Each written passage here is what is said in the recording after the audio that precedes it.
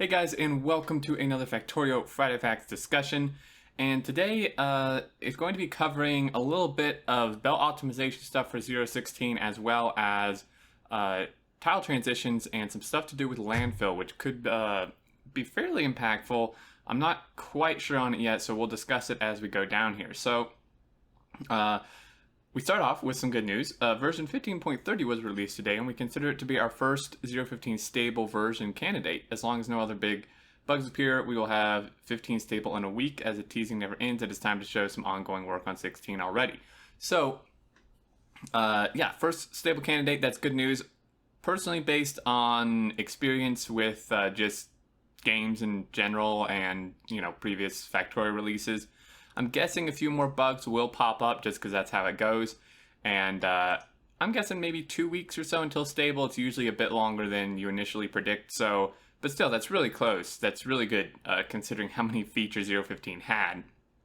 That all had to be worked out and stuff. So now we move down to transport belt optimization. So if you didn't know, they are optimizing transport belts. It was supposed to make it into 15 initially, but didn't quite get done in time, so it is going into 16, along with some other stuff, terrain rework, I think, and the artillery wagon, and maybe some other secret stuff, I'm sure.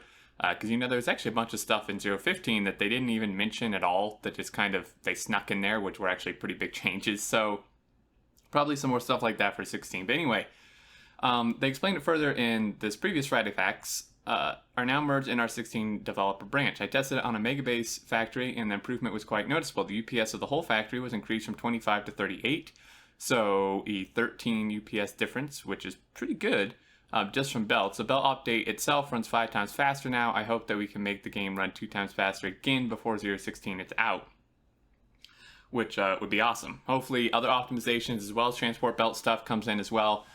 Just optimizations in any area would be pretty fantastic. I personally would love some sort of optimization for nuclear or steam power, although I think by now if there was something to do, they probably would have done it since, steam has been out forever, pretty much. But if you watch the Mad Science series, for example, or experience it yourself, nuclear and steam power, actually steam to an even greater extent, because you have to build it even bigger to get the same amount of power. But anyway, even nuclear power on large scales is just an absolute killer for UPS. And UPS is not everything, but if you're on a megabase, it is everything. Because if you go to megabase scale, that's your actual limiting resource, essentially, is game performance. And, for example, on the Mad Science thing, our nuclear has gotten so big that we ran some tests and stuff through it, and the nuclear alone is like 20% of our UPS drop. Like, it's taking 20% of the UPS on its own just for being there, which is kind of crazy, but there's only so much you can do. That's my little spiel about that. So the belt optimization is great news. Now we move down to water land transition study. There's a basic problem with the way grass and water terrain interact in Factorio. The first one is related to the fact that the transition is on the tile of the grass. This means that the whole transition is considered to be a grass tile, which leads to weird looking things like this.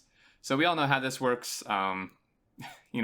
where you can kind of like run off of the land, or the visual part of the land at least, or build stuff on the sides like this, which is kind of odd. The solution is quite simple. We will just define the transition is drawn on the water tile instead, something like this. So in 0.15, it's water and then land. In 16, they're doing like land, water, so kind of reversed. It would look better. It will make structures like this impossible, as the minimum width of one tile of land will make this shape. So this is actually quite interesting. They don't give quite enough details or examples to be sure, but it is possible that this change could, I don't want to say mess up, but could change some stuff. For example, if you didn't know, right now, you can actually kind of do some cheaty landfill, where if you take like one tile, right, like bump it down to one tile size placement, and you place a tile like, I'm trying to think how to say it. You don't, when you go to landfill, right, you don't do it right next to current land. You actually go out a tile, so there's a water gap, but it actually landfills in the extra gap, so you're essentially getting like 2 tiles of land for the cost of 1 landfill. Stuff like that, and there's actually a way to do it even further, but it's really, really tedious. I'm not sure if this is going to change that or quote-unquote fix it, because I mean that's probably not intended anyway, probably just due to how this works, as I explained up here. And then also for stuff like this is, actually they show up better farther down. I'm not sure how it will work with some nuclear setups and stuff. If we go farther down, you'll see. This is simple so far, but it creates new problems as suddenly we need to solve the situation like this. Land, water, land. It looks like this in 0.15. So if you recall, so with some like nuclear setups or even steam setups or something, you know, people will make kind of like, they'll take a lake or something, right? And the landfill kind of strip down it, where they put the reactors, and then they'll put pumps into, well, they'll landfill the strip, and then they'll landfill next to it and leave a batch of water, like just like this picture, that they put their pumps in, and then build all the turbines and stuff on the other patch, like over here. So they're essentially building like little canals, right? Like 2 strips of canals on the sides of the reactors. However, but in the next version, we need to have graphics like this, which visually, you couldn't do the pump thing with this. I don't know if it's still going to be like technically the same amount of water and you can still put a pump there. I mean, we do have the land wells or whatever where you can actually landfill over a pump and it still works. So I'm not sure. Like I said, there's not enough details. It's pretty much speculation at this point. But visually, I mean, this looks like you couldn't put a pump here and could not necessarily really do this. Or maybe you could and you just have to do it a little differently. I don't know. So there is some potential for this to change or mess some stuff up that we currently do. I'm not sure. We'll have to see. Although to be safe, if you do plan to continue your save into 0.16, I would probably get landfilling like this out of the way that you need to do beforehand, just in case. I don't know. Like I said, speculation, just a quick heads up there.